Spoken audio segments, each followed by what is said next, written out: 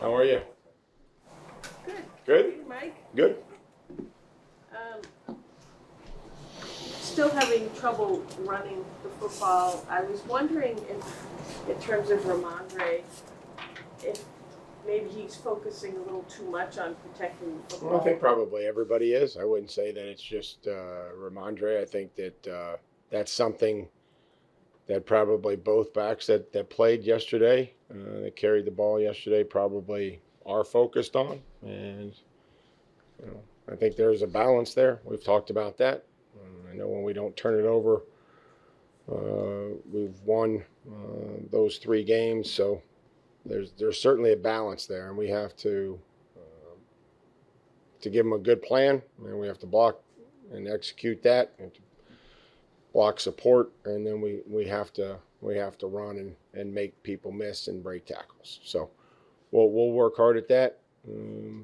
But in the same sense, I'm proud of the improvements that we've made protecting our quarterback and protecting Drake, and we'll just have to continue to strike a good balance there with running the football.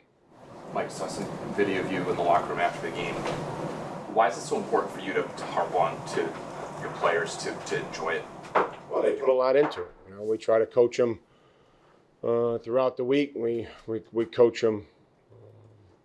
We believe in some things, and we want to coach and practice our identity through the week and in meetings and lock in and get the details and things that we feel like are going to help us win the football game. And then, they're the ones that go out and perform and execute, and I want them to embrace that. It's a tough league to win in, and tough league to win consistently and on the road, and the numbers and for the history would tell you that. This league is designed to be and used to be an 8-8 league, and now it's a 9-8 or 8-9 league, and that's how the system's set up. And so we have to do things through the course of the game and in the season that skew that and that move those numbers in our favor. And I think that there's a good balance that can be had from these guys, still knowing that they can play better and they can do some things. But, we hammered 2 footballs out yesterday defensively. Not that we weren't hammering before, but a couple of them rolled out of bounds. A couple of them didn't come out. Yesterday they came out. We were able to recover the one, actually both of them, but feel bad for Charles. I know he wanted a fumble, caused fumble there. Didn't end up challenging it just because of the risk reward I felt that was involved. So, there's good stuff, and then, just want them to be able to embrace that and then enjoy that, and then understand that there's another challenge on the road here this week again. I believe the offense scored its first touchdown during a 2-minute situation last night. I'm wondering, how have you seen the group grow in those situations, and what allowed them to finally reach that milestone? We've had, we had the one at the end of the Pittsburgh game. They might have gone on to score against Vegas, but, opted for the field goal, to try to flip it. So situationally, maybe that caused for, us not scoring touchdowns. We didn't convert the end of the game against Pittsburgh, but to be able to possess it there all the way through and really give our guys the last touch, that's been something that's important. When you got a good offense on the other side, which there is every week, making sure that they don't get the ball back, and just being able to understand when they may pressure, when we need to get out of bounds, controlling the clock, really getting into that drive, that 2-minute drive, and sacks kill 2 minutes. And, so we were able to get the first down, and I felt like that gave us a flow and a rhythm to that, particular drive there at the end of the half. Mike, what advantages are you getting when you have the Spillane, Tavai, Gibbons trio on the field? I think it just gives us a little bit more flexibility to be in different fronts and to do, some different things and be able to use everybody and, take some snaps off of some other guys. Coach, which one of the pass interference calls on Diggs drove you more crazy? Oh no, those don't drive me crazy. Um, we just have to be able to deal with whatever situation is presented to us, whether we agree with it or disagree with it. I've learned that it's not going to change. So frustrated and disappointed for the players there that had some really explosive gains taken away by judgment. Probably poor judgment, but it's all part of it. And so I like the resolve for us to, ability for us to play through some of those, however difficult that it may be. Mike, yesterday it took a long time before you had to punt. When you did, Bryce deep in your own end, with Shaheed back there, gets off a good punt, kind of flips the field. Yeah, flip the field there. His performance and his leadership in that room with two rookie specialists. Yeah, I think, just you look at the operation on the field goal and being able to calm everything down and be able to handle the snap and just the good placement, ball placement for Andy. I do, Bryce is really kind of helps out in all regards in special teams and has done a nice job just, whether that's helping on kickoff return or kickoff or, just helping at practice, right? Some of the things that you guys may or may not see. But it was good for him. He's, done a nice job for us, and hopefully we don't have to use him as much. But, certainly came off with a big kick there to be able to flip the field. And, the one we probably don't want down the middle of the field, and he knows that. So, but to be able to flip the field in those situations are huge, and Bryce has done a nice job.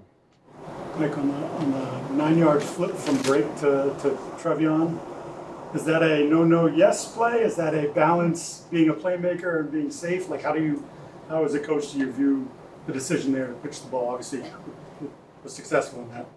Yeah, we put, we have a lot of trust and faith in certainly Drake and anybody else that would have the football. We have to be able to give them the liberty to go play the game and understand and not put it in danger, but also try to make some positive plays. And some of those things that go off script, you see, Drake able to run down to the 1-yard line or scrambling out there to the left and throwing the ball and using the rules to our advantage and, taking an incompletion as opposed to, a hit or a sack.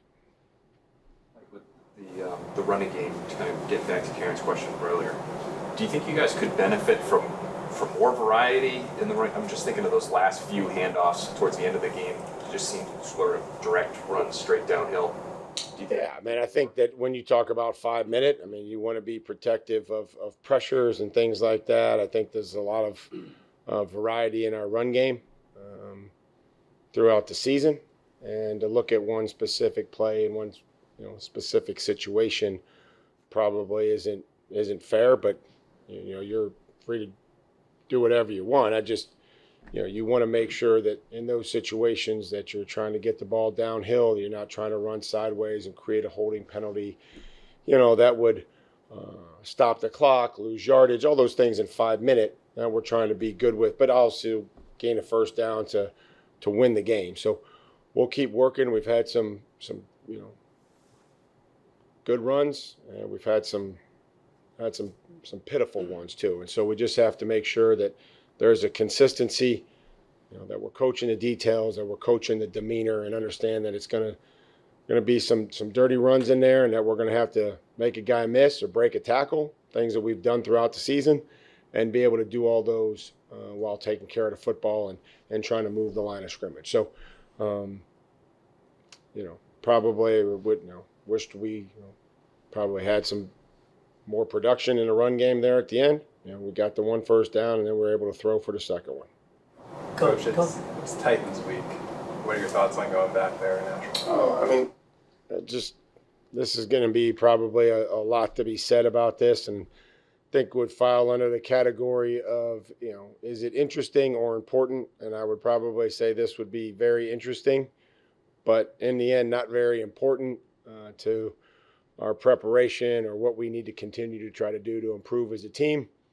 But having spent, 6 years there or 7 years there, it's, I think it'll be nice to see some people that I haven't seen in a few years that helped us win, players and staff. But we've got a huge job here to do as we prepare for them.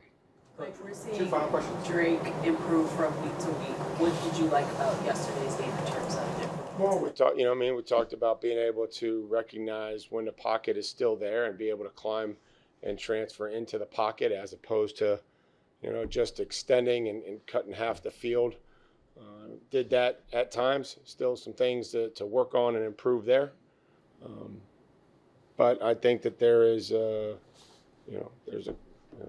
high level of confidence in the guys that he's throwing to, ball placement, decision making, timing, all those things, accuracy that are critical.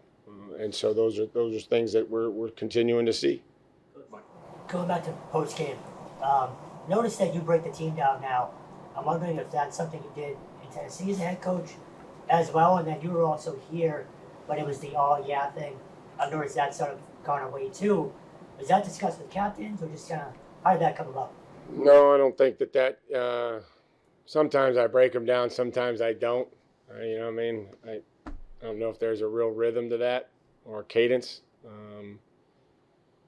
Don't really have a plan for it. And then I just felt like I've never even given any thought to the all yeah as much as we did it as a player.